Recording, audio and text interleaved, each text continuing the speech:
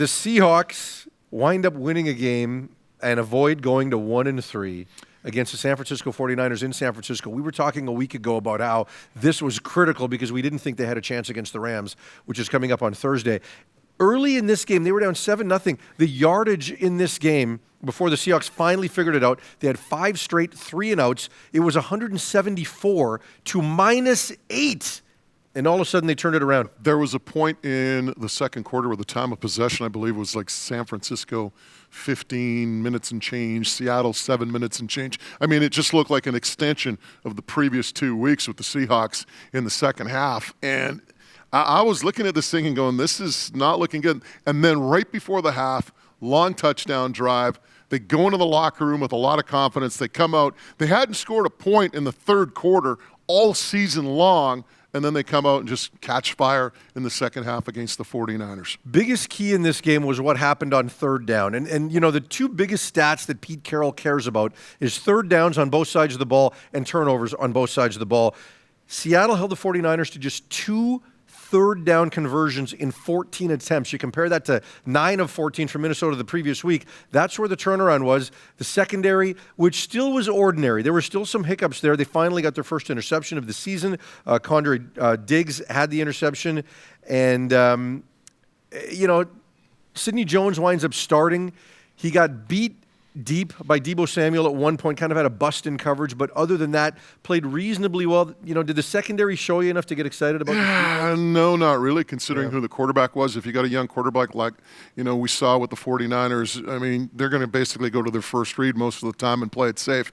The one thing that I look at the Seahawks, though, you talk about third downs, and Pete Carroll talks about, you know, the great job on the defensive side of the ball. Seahawks are 2 for 12 on third down conversions. They didn't convert on third down. They have to improve that if they want to have success and maintain ball control during the course of the game. But, I mean, the big play in this football game was the turnover on the kickoff with the fumble, and that kind of gave the Seahawks all the momentum they needed, and they wind up winning this football game. But it was a good win. Anytime you win on the road against a divisional foe and a good football team like San Francisco, it bodes well for your confidence moving forward. Yeah, I mean, you look at Russell Wilson, the biggest thing, again, he's the only starting quarterback in the NFL that hasn't thrown an interception this year. And the Seahawks have only lost 1 fumble this year, so they're generally on the right side of the turnover battle, and that's what helped them. I think defensively, though, you do need to give them a little bit of credit. They played a lot more dime defense. Ryan Neal kind of gave them a spark. Remember I talked a year ago about how DJ Reed gave them a spark coming in later? I think Neal did that and is going to be battling for a little more playing time as a result, and he played on the inside a little bit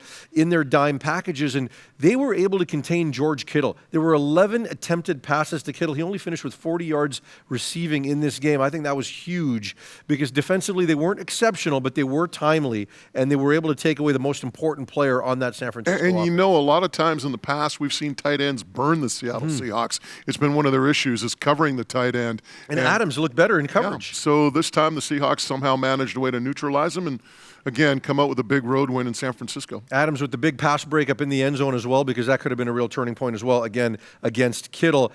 Thursday night, short week. Both the Rams and the Seahawks have a short week. And we looked at this a week ago. The Rams had no chance, the Seahawks had no chance to win this game a week ago. But now Seattle coming off a big win, the Rams coming off a tough loss. How do you view this game? Both teams on a short week. I'll take the Rams. And I know it's a road game. I know they're heading to Seattle. It's a very tough place to win. But this is a Rams team right now that is kind of smarting after losing against the Cardinals. They had the big emotional win against Tampa Bay with Brady, and then they come back and they lay an egg against the Cardinals. They know how important this game is against the Seahawks. I think they bounce back and win this one. To me, the Rams are a better football club than the Seahawks. When you look at the numbers, Sean McVay has owned Pete Carroll, and including in the playoffs last year. I don't see that situation changing this week. I'm going to take the Rams as well. And here's a little nugget for you. The Seahawks avoided disaster because of their additional protocols that they do as far as COVID is concerned. NFL teams are only required to test once. The Seahawks test twice.